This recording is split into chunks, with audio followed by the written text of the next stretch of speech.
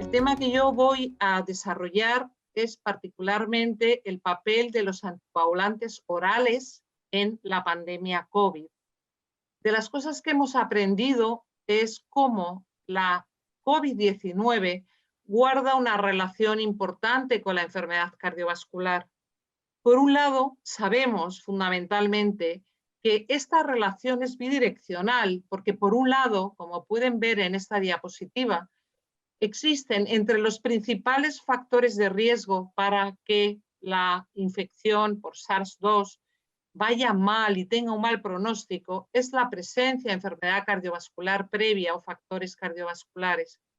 Pero por otro lado, sabemos que existen una serie de complicaciones cardiovasculares, complicaciones derivadas del propio proceso inflamatorio, que condiciona una activación excesiva de la coagulación y que se asocia a fenómenos trombóticos, a un daño tisular y a un peor pronóstico que muchas veces lleva a la muerte. Por lo tanto, el papel de la endotelitis inflamatoria, entre otros aspectos, que es uno de los aspectos que contribuye a esa hipercoagulabilidad, ha hecho que el papel, el tratamiento anticoagulante, el tratamiento antitrombótico se convierta en una piedra angular en los pacientes con COVID-19. Esto ha dado pie a, como pueden ver y todos ustedes conocen, a un verdadero bombardeo, si me permiten la expresión, de guías y recomendaciones de distintas sociedades científicas internacionales que, como pueden ver, tratando de dar directrices al clínico de cómo manejar la estrategia antitrombótica en estos pacientes.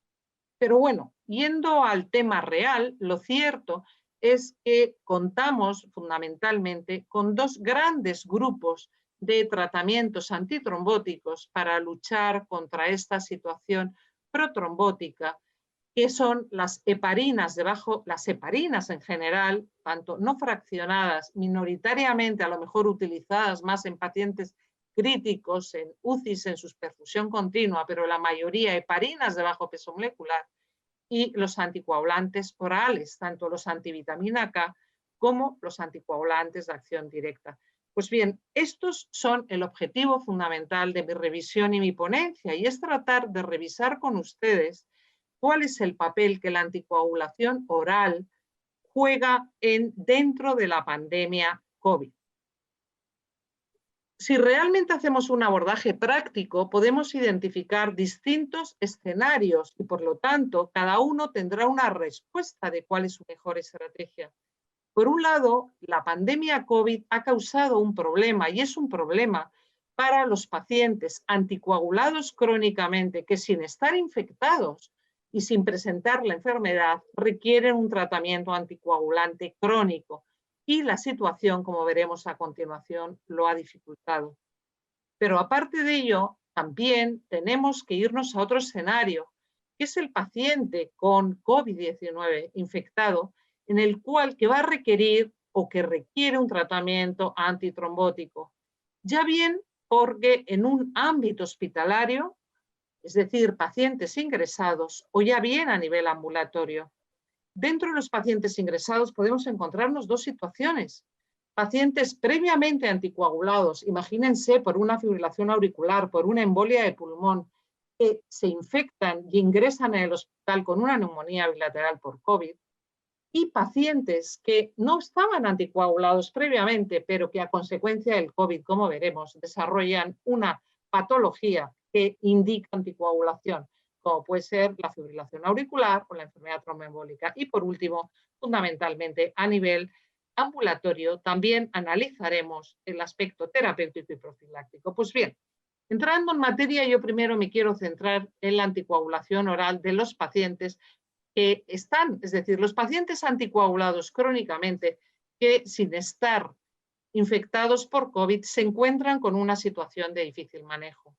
Evidentemente, la primera cuestión es que estos pacientes no deben suspender su tratamiento anticoagulante, pero la pandemia dificulta su control y su manejo. Y lo dificulta considerando, en primer lugar, porque habitualmente el paciente anticoagulado crónicamente es un paciente con alto riesgo de contagio por su enfermedad cardiovascular que ha indicado la anticoagulación, por su edad, por comorbilidades que sabemos que son factores predictores para mala evolución.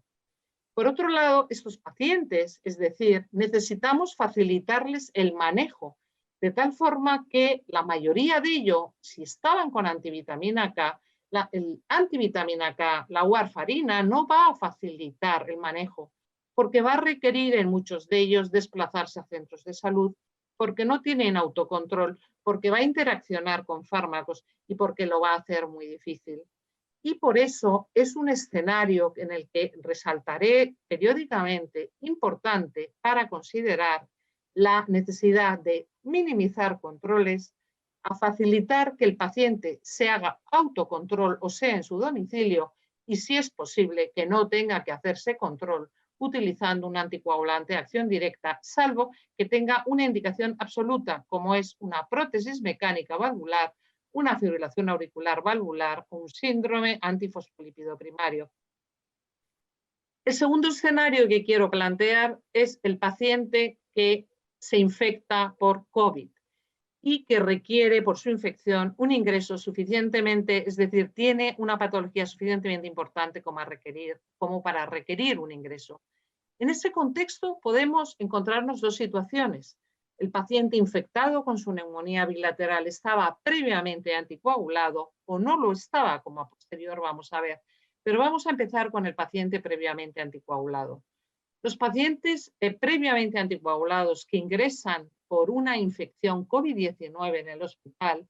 lo primero que tenemos, y la mayoría de las guías, recomiendan sustituir el tratamiento anticoagulante oral con el que estuvieran, ya bien anticoagulantes de acción directa o bien antivitamina K, por una heparina de bajo peso molecular. Las razones fundamentalmente de ello son dos. Primero, la muy probable inestabilidad hemodinámica del paciente, la necesidad de intervencionismo por su gravedad y en segundo lugar, las posibles interacciones. Efectivamente, las heparinas, como sabemos, tanto bajo peso molecular como no fraccionada, son preferibles en pacientes críticos por su vida media más corta, por la posibilidad de ser administradas vía subcutánea intravenosa y tener menos interacciones. Pero eso no quiere decir, y es algo que quiero resaltar, que todo paciente que ingresa en un hospital requiera la sustitución del anticoagulante oral por una heparina de bajo peso molecular.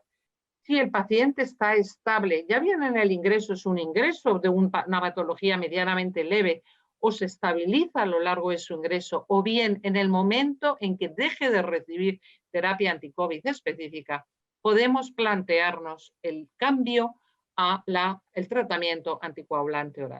Por lo tanto, este es el motivo fundamental y uno de los temas que hemos aprendido al manejar COVID es la necesidad de tener cuidado con las interacciones, no solamente los anticoagulantes de acción directa, los beta bloqueantes, warfarina, estatinas, pero quiero volver a resaltar cómo fundamentalmente apixaban y rivaroxaban muestran una probabilidad de interacción mayor en estos pacientes.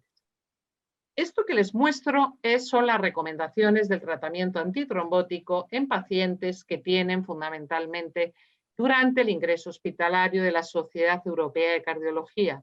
Si el paciente ingresa y estaba con antivitamina K, hemos dicho que en situación de inestabilidad o por interacciones pasaremos a heparina de bajo peso molecular. ¿En qué momento se puede hacer ese cambio para no en el terapia puente incrementar un riesgo de sangrado? Pues cuando el INR sea menor de 2 o el INR, en el caso de una prótesis valvular mecánica, sea menor a 2,5. En el caso de los fármacos anti-2, dabigatran, es muy importante tener en cuenta la función renal y según ella decidiremos si es tras la última dosis o si el filtrado glomerular, el aclaramiento es menor a 50, dejaremos pasar 24 horas tras la última dosis.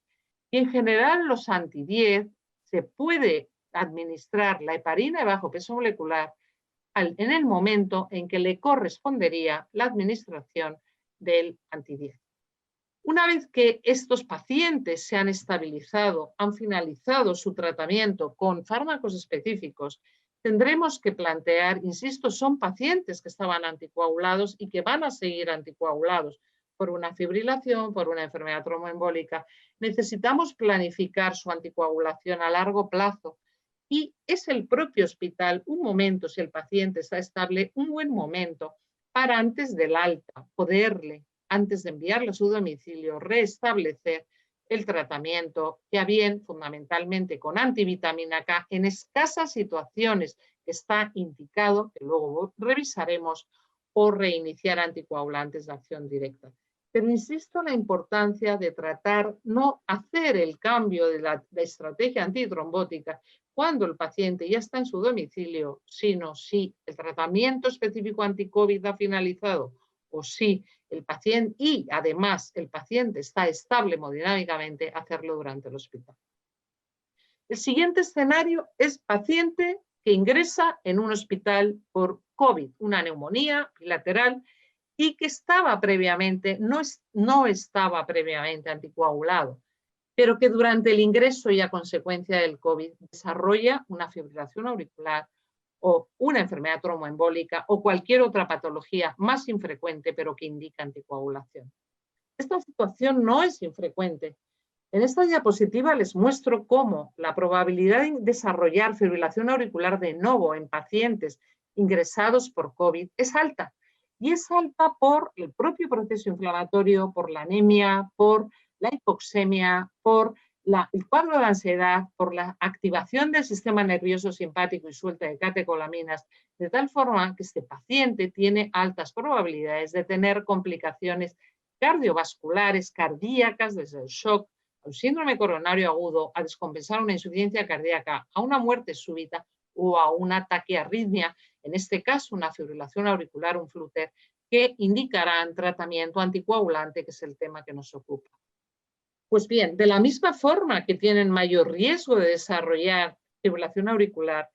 es mucho más conocido y bien conocido el riesgo de estos pacientes de desarrollar enfermedad tromboembólica, incluso a pesar de estar con tratamiento profiláctico con una heparina bajo peso molecular. Fíjense, es decir, en las distintas series, el porcentaje de pacientes que, como ven, oscilan entre un 12 y un 27% que desarrollaron una enfermedad tromboembólica, las distintas series en la literatura, a pesar de estar con una heparina de bajo peso molecular profiláctica, realidad que llevó a establecer las dosis intermedias como estrategia para prevenir en pacientes de alto riesgo, pero que no es el tema de esta ponencia. ¿Qué hay que hacer con un paciente con COVID que desarrolla una fibrilación auricular durante el ingreso? Pues el resumen, siguiendo las recomendaciones de las guías europeas, es lo mismo que en un paciente fuera de contexto COVID. Es decir, habrá que plantear anticoagulación en función de su chat-bus, habrá que plantear estrategia de ritmo y habrá que reevaluar una vez que haya pasado y que el paciente esté estable, si realmente tiene indicación de prolongar la anticoagulación, aspecto que va a venir determinado o decisión va a venir determinada por el valor de su chat-bus. De la misma forma, si el paciente desarrolla una enfermedad tromboembólica venosa, ¿cuál va a ser su manejo? El mismo que en cualquier paciente con enfermedad tromboembólica venosa. Aquí les muestro el resumen de las guías que recomiendan qué hacer en cuanto a tratamiento antitrombótico en un paciente que desarrolla fibrilación auricular o una enfermedad tromboembólica, y el resumen de ambas es lo mismo. Iniciamos tratamiento con heparina de bajo peso molecular a dosis terapéuticas si el paciente está inestable hemodinámicamente o tiene posibilidad de interaccionar los anticoagulantes de acción directa con los fármacos que está recibiendo, y una vez estable y finalizado pasaremos a un anticoagulante de acción directa. En ambas situaciones se establecen como fármacos de elección. Este paciente que bien ingresó, que afortunadamente ha ido bien, en algún momento determinado se irá a su domicilio de alta. ¿Cómo hacemos el paso, el puente al alta domiciliaria? Pues bien, son pacientes que van a requerir continuar con una estrategia antitrombótica en su domicilio y a largo plazo, y se irán con heparina de bajo peso molecular solamente si continúan porque no hayan finalizado el tratamiento anti-COVID. E insisto que hoy con el cambio de estrategia es difícil decir que si no hay que aprovechar durante el propio ingreso para hacer la transición de heparinas de bajo peso molecular a ACOD. Es el momento en que el paciente que estaba previamente con una antivitamina K, si no tiene una indicación clara, que es prótesis mecánica, síndrome antifosfolípido primario o una fibrilación auricular valvular, una estenosis mitral severa reumática, no tendría. Es el momento de cambiarles a un anticoagulante de acción directa. El tercer escenario es este paciente que les comentaba que está infectado por SARS-2, tiene un COVID-19 y creo que no requiere ingreso hospitalario o está en su domicilio, estaba anticoagulado y no ha llegado a infectarse por COVID. ¿Cómo manejamos al paciente ambulatorio? Pues la primera cuestión, los anticoagulantes orales tienen papel a nivel de terapia como tratamiento a dosis terapéuticas o a dosis profilácticas. La primera cuestión es decir, si nuestro paciente, y aquí es el primer aspecto por el que había comenzado, vuelvo a la diapositiva inicial, si el paciente no está infectado por COVID, es un paciente en tratamiento crónico con un anticoagulante oral, ya bien por una enfermedad tromboembólica, por una trombosis venosa, una embolia de pulmón o por una fibrilación auricular, lo importante, fundamental, es que le facilitemos al máximo la posibilidad de una anticoagulación de calidad. Y ya he comentado cómo eso pasa por, si tiene que estar con antivitamina K, facilitando y promoviendo el autocontrol, evitando el desplazamiento a centros de salud y incrementando el intervalo entre determinaciones de INR. Pero si es posible y no tiene una indicación clara, es el momento porque va a facilitar el tratamiento anticoagulante, no va a requerir controles, no va a necesitar desplazarse a centro de salud para hacerse controles con el riesgo correspondiente, etcétera. Si es posible, es un buen momento de cambiar al paciente a un anticoagulante de acción directa. El segundo escenario del paciente ambulatorio es el paciente anticoagulado que se infecta por SARS-2 y que tiene un COVID, pero un COVID leve, suficiente de pasar en casa. ¿Qué tenemos que hacer? Pues un poco mantener la anticoagulación y por los argumentos previos que he dado, si es posible, mantenerle o cambiarle a un anticoagulante de acción directa. Este es el posicionamiento como ven aquí, de la Sociedad Europea de Trombosis y Hemostasia, en el que de alguna forma revisan lo mismo y recomiendan las mismas recomendaciones, que es razonable el pasarles a un anticoagulante de acción directa y en caso de pacientes que no puedan, porque no haya disponibilidad, porque no tenga posibilidad, se plantea la alternativa de la heparina bajo peso molecular. El siguiente aspecto que quiero comentar es revisar si los anticoagulantes de acción directa los anticoagulantes en general, orales, pero en particular los de acción directa, tienen algún papel en la profilaxis del paciente que ha sido dado de alta de un hospital tras una infección severa, un COVID severo con una neumonía bilateral. El primer tema que quiero comentar, porque no es motivo de mi charla, es el que no está claro y no hay acuerdo en la indicación absoluta de prolongar la profilaxis a todo paciente dado de alta de un hospital tras una neumonía bilateral con una heparina bajo peso molecular, un anticoagulante de acción directa. Estas son las últimas muestras, las últimas guías del CHEDS, en la que, al igual que las demás, solamente nos dicen que valoremos riesgo-beneficio, que hagamos una estratificación de riesgo, una individualización del paciente para decidir si se puede beneficiar de prolongar una tromboprofilaxis una vez que esté en su casa hasta unos 45 días. ¿Qué pacientes se benefician? Pues fundamentalmente los pacientes de alto riesgo, de alto riesgo, marcado por una serie de escalas, marcados por un antecedente de enfermedad tromboembólica previa, marcados por la existencia de un cáncer, marcados por la existencia fundamentalmente, hay muchos autores recomiendan, aconsejan un dedímero mayor de 2, cosa que no está admitido por todas. Pero independientemente de ello, porque insisto que no es el tema de discutir a quién habría que prolongar la tromboprofilaxis, lo que sí que está claro es que en esos pacientes en los que vamos a prolongar tromboprofilaxis, porque hemos hecho una valoración individual de alto riesgo, riesgo-beneficio, riesgo trombótico, hemorrágico, y que consideramos que se pueden beneficiar, existen dos estrategias para hacer esa tromboprofilaxis, las heparinas de bajo peso molecular o los anticoagulantes de acción directa. La defensa de los anticoagulantes de acción directa como estrategia antitrombótica pues está consensuada o está defendida, por ejemplo, en la Universidad Norte de Carolina, en la cual fundamentalmente llegan a recomendarlos como fármacos, incluso comentar cómo fundamentalmente el NIH también admite y tiene aprobada, por ejemplo, por la FDA, en este caso rivaroxaban o betrixaban, otro antidieza para poder hacer esa profilaxis, pero en cualquier caso la FDA sugiere la utilidad de los anticoagulantes de acción directa como alternativa a la heparina bajo peso molecular para para hacer una tromboprofilaxis extendida hasta que el paciente deje de estar inmovilizado, haya recuperado su actividad y se haya separado el episodio de ingreso. Por lo tanto, y recapitulando, a mí me gustaría decir que las ventajas de los ACOT en el tiempo de COVID son incuestionables por permitir un seguimiento no presencial y que se convierten por evitar la sobrecarga del sistema sanitario, por la protección al paciente y el personal sanitario, por su dosis fija, no monitorización, eficacia y seguridad.